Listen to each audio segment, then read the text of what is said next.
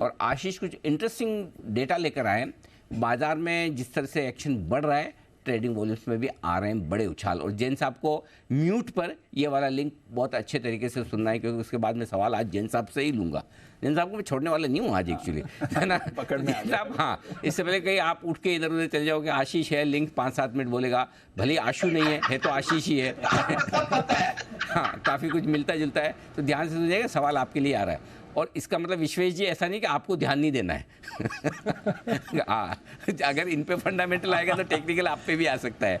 तो चलिए आशीष जी बताइए, क्या है पूरा वॉल्यूम का आंकड़ा, डेटा एनालिसिस क्या है? सर, मार्केट में ज़बरदस्त वॉल्यूम्स देखने को मिल रहे हैं। इनफैक्ट पिछले 6 महीने से कैश मार्केट का ट्रेंड अगर आप देखें वॉल्यूम्स का, तो लगातार हर महीने वॉल्यूम्स बढ़ते जा रहे हैं।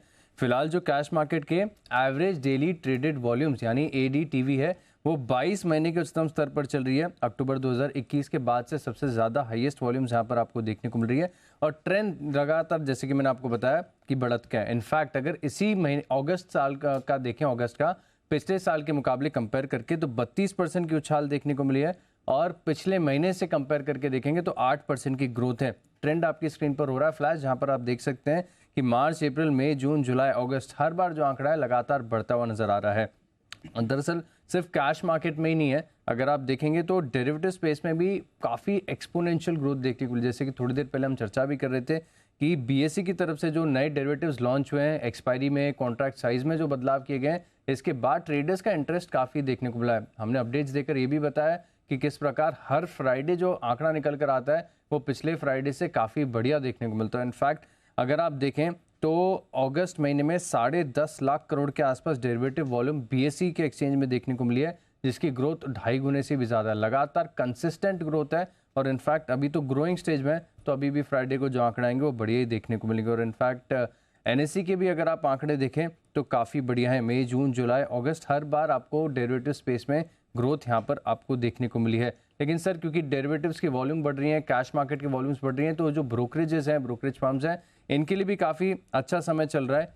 एंजल वन की तरफ से कल एक अपडेट आया था सुबह, जहाँ पर उन्होंने बताया कि जो नए क्लाइंट एडिशन है, यहाँ पर इन्हें 4.5% की ग्रोथ नज़र आ रही है और कुल ऑर्डर में 5% की ग्रोथ नज़र आएगी। जो फंडिंग बुक है इनकी क्लाइंट्स की, यहाँ पर भी अगर आप देखें तो 21% का इजाफा देखने को मिला है। यानी मार्केट्स में धुआंधार पार्टिसिपेशन ट्रेडर्स की तरफ से देखने को मिल रहा है। कैश मार्केट हो या derivatives, volumes all time high पर है। तो ऑल टाइम हाई पर है वॉल्यूम्स। वाओ, कैश मार्केट के भी वायदा कारोबार की ज़बरदस्त एक्शन हो रहा है। और इसी पर एक बार राय जैन साहब से लेना चाहता हूँ। जैन साहब को एक्सचेंजेस बहुत पसंद है। अभी जैन साहब, आपने पूरा इंटरव्यू भी सुना होगा BSE के MD राममूर्ति सर का, और यहाँ पर वॉल्यूम भी। जरा एक बार राय आपकी BSE पर ही चाहता हूँ मैं। नहीं, बिल्कुल, मैं वो इंटरव्यू सुन रहा था और आपने सारे उनका BSE का तो इंटरव्यू लिया ही, उनकी कंपनी के बारे में भी पूछा और काफी सारे जो ब्रोकर्स के या इकोसिस्टम के इश्यूज थे उनके बारे में भी डिस्कस किया, जैसे कि ESM 2 के बारे में भी आपने डिस्कस किया। और जहां पे देखिए जो 7 दिन से 1 दिन पे लाया गया, वो अपने ही चैनल पे जो एक अच्छा शो किया गया। और जब रेगुलेटर्स भी सुनते हैं, रेगुलेटर्स बहुत सारे स्टेप्स लेते हैं, सारे स्टेप्स काफी रोबस्ट बना रहे हैं सिस्टम को।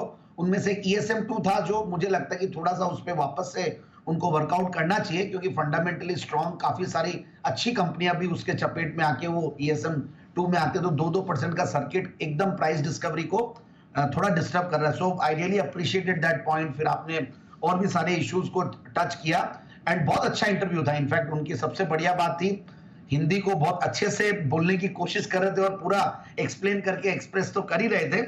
And he is a very dynamic leader. In fact क्योंकि हम इकोसिस्टम से, तो we know him in fact in person also, कि कैसे वो काम कर रहे हैं। और सबसे बढ़िया बात, जो कोरोना के पहले इनफैक्ट नवंबर 2019 में उड़ान बोल के एक सेशन हुआ था, जहां पे सारे ब्रोकर्स ने इजहार किया था कि हमें बहुत बड़ा काम करना है, BSE के सेंसेक्स डेरिवेटिव्स अगर आ जाते हैं। फिर देखा कोरोना आ गया, बट अब वापस से वो घड़ी आ गई है जो पास्ट में इतनी मेहनत की BSE ने, और अब यहाँ पे जो डेरिवेटिव्स का जो वॉल्यूम बढ़ा है, दैट्स एक्सीलेंट। और उसकी वजह से मैं पिछले कई दिनों से BSE के बारे में काफी बुलिश और मैं काफी बार बात किया हूँ, MCX की हो या BSE को, ये सब बहुत सस्ते वैल्यूएशंस पे अभी भी खड़े हैं। वैल्यूएशंस को आप P मल्टीपल से मत देखिए, प्राइस टू बुक से मत देखिए, आप देखिए ये कितने सस्ते में कितनी बड़ी चीज खड़ी है। हम सारे लोग अगर काम कर रहे हैं तो सारे के सारी चीजें इकोसिस्टम में, भले वो चैनल्स हो, ब्रोकर्स हो, क्लियरिंग कॉर्पोरेशन, जो सब कुछ एक्सचेंजेस कि आगे पीछे इवन रेगुलेटर्स भी है। तो मुझे ये जबरदस्त एपिसेंटर्स लगते हैं, बीएसई, एनएसई, एमसीएक्स, ये सारे, एनएससी भी आने वाला है। सो आई फील कि जिन्होंने भी लिया हुआ ऑलमोस्ट डबल हो गया पिछले कुछ महीनों में बीएसई का भाव, और भी आगे भी कंटिन्यू होल्ड कीजिए। These are all buy and forget stocks तो मेरे हिसाब से।